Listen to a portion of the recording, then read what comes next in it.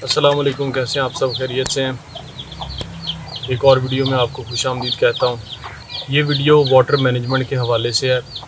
इस वीडियो में हम आपको ये दिखाने वाले हैं कि पर्मा कल्चर टेक्निक से इंस्पायर होके किस तरीके से हम अपने छोटे से फार्म के अंदर वाटर मैनेजमेंट कर रहे हैं। तो वाटर मैनेजमेंट के ऊपर हमने एक छोटा सा प्रोजेक्ट स्टार्ट किया। जो हमने प्रोजेक्ट स्टार्ट किया है उसको बेहतर तरीके से समझाने के लिए मैंने ये मॉडल तैयार किया है, ताकि हर चीज़ मैं सही तरीके से आपको एक्सप्लेन कर सकूं। तो यहाँ पर आप ईंट देख रहे हैं, ये रिप्रेजेंट कर रही है जहाँ पर मेरा घर है।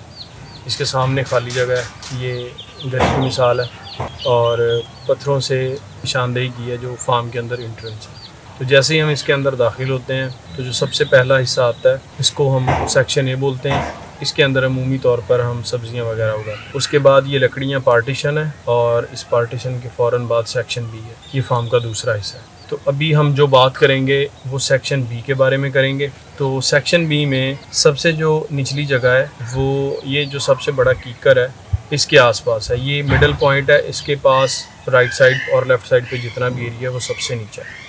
और अगर कीकर से हम मगरिब की तरफ देखें, आहिस्ता आहिस्ता जो ऊंचाई है वो बढ़ती जाती है और इसी तरीके से फिर आगे गली का लेवल है जो सबसे ऊंचा है। तो यहाँ पर होता क्या है कि जो बारिश का पानी है वो गली से दाखिल होता है फार्म के अंदर और वो तकरीबन सैलाब की शक्ल में दाखिल होता है। तो जो भी हमने लगाया होता है, जो भी यहाँ पे फसल होती है, उसको वो काफ़ी ज़्यादा नुकसान पहुँचाता है। और फिर ये जो निचली जगह मैंने आपको दिखाई थी जिसको हम वाटर टैंक भी बोलते हैं, इसके अंदर आकर वो जमा हो जाता है। और कभी कभार तो ऐसा होता है कि ज़्यादा बारिशों में तकरीबन सारा सेक्शन बी और ए ये पानी से भर जाता है। अब ये है कि हो क्या रहा है, पानी तो जमा हो रहा है और जाहिर सी बात है वो ज़मीन में जज़ब हो रहा है। जिस एरिया के अंदर पानी जमा होता है जाके वो एरिया एक्सपोज्ड है, तो जैसे ही धूप पड़ती है तो वो एवेपोरेट हो जाता है। अब चाहे वो ज़मीन के अंदर भी है, तो जब धूप पड़ती है तो ज़मीन बहुत जल्द खुश्क हो जाती है और वाटर बेड या वाटर लेवल जो ज़मीन के अंदर है वो बहुत ज़्यादा नीचे चला जाता है। तो उसका हमें उस तरह से फ़ायदा नहीं होता अनटिल अनलेस इसके ऊपर एक शेड हो जिसकी मदद से इस पानी को धूप की शिद्दत से बचाया जा सके और पानी ज़्यादा वक्त तक ज़मीन में नमी को बरकरार रखे, तो फिर इसका फ़ायदा है।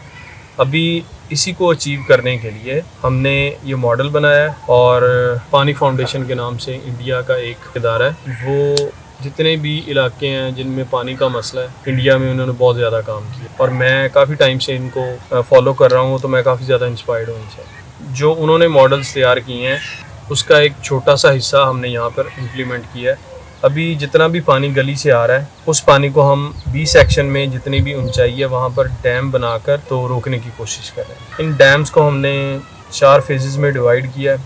ये वाला हिस्सा फ़ेज़ 1 है, तो सबसे पहला डैम इसके अंदर क्रिएट किया। ये वाला हिस्सा फ़ेज़ 2 है, यानी कि दूसरा डैम इधर है। ये वाली जगह फ़ेज़ 3 है, जो तीसरा डैम है वो यहाँ पर बनेगा और वो सबसे आखिर पे फ़ेज़ 4 है, यानी कि चौथा डैम वहाँ पर बनेगा। तो सबसे पहले फ़ेज़ के अंदर अभी काम हो रहा है और उम्मीद है कि इंशाल्लाह 2 से 3 दिन में फ़ेज़ 1 कंप्लीट कर लेंगे। तो फ़ेज़ 1 को थोड़ा मैं एक्सप्लेन कर दूं आपको कि ये इस डैम की जो गहराई है वो तकरीबन 4 फीट है और 3.5 फीट के करीब इसकी चौड़ाई है। इससे फिर एक ट्रेंच निकलेगी, वो फ़ेज़ 2 के साथ कनेक्ट करेगी और फ़ेज़ 2 भी तकरीबन इसी डायमेंशन का होगा। शक्ल के एतबार से बहुत ही इरेगुलर शेप्स के होंगे, क्योंकि अगर हम कुदरती तौर पर देखें तो इसी तरीके के जो जौहड़ हैं या तालाब हैं वो मिलते हैं। फ़ेज़ 2 के बाद इसी तरीके से फिर एक और ट्रेंच होगी, वो फ़ेज़ 3 के साथ कनेक्ट करेगी और इसी तरीके से फ़ेज़ 4 के साथ। इसके अंदर बारिश का पानी आकर रुक जाएगा और स्टोर होता रहेगा। जैसे ही डैम्स ओवरफ्लो होंगे, पानी के दाखिली रास्ते बनाए होंगे, उनसे निकलेगा और उनसे निकल के इन्हीं डैम्स के आगे एक लंबी हम ट्रेंच बनाएंगे, उस ट्रेंच के अंदर वो दाखिल हो जाएगा। और उस ट्रेंच को बनाने का मकसद ये है कि हम पानी के बहाव को रोक सकें, क्योंकि ये एक की पॉइंट है इस सारे वाटर मैनेजमेंट के मॉडल के अंदर कि हमने ज़्यादा से ज़्यादा देर पानी को ज़मीन के ऊपर ठहराए रखा। इसी तरीके से वो पानी ज़मीन के अंदर जज़ब होगा।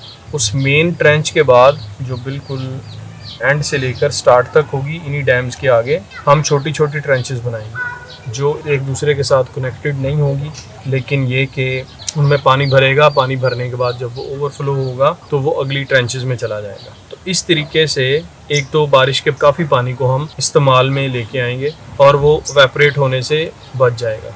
दूसरे नंबर पे मैं एक्सप्लेन करना चाह रहा हूँ कि जिस जगह पर हमने डैम्स बनाए हैं, अगर आप मेरे पीछे देखें तो आपको ये सारी वेजिटेशन की लाइन नज़र आ रही है फार्म की बाउंड्री के ऊपर। जब हमने ये फार्म बनाया था तब ये एग्जिस्ट नहीं करती थी इधर। यहाँ पर सिर्फ प्लास्टिक था, गंद था, कूड़ा था, उसको हमने बड़ी मेहनत के साथ साफ़ किया।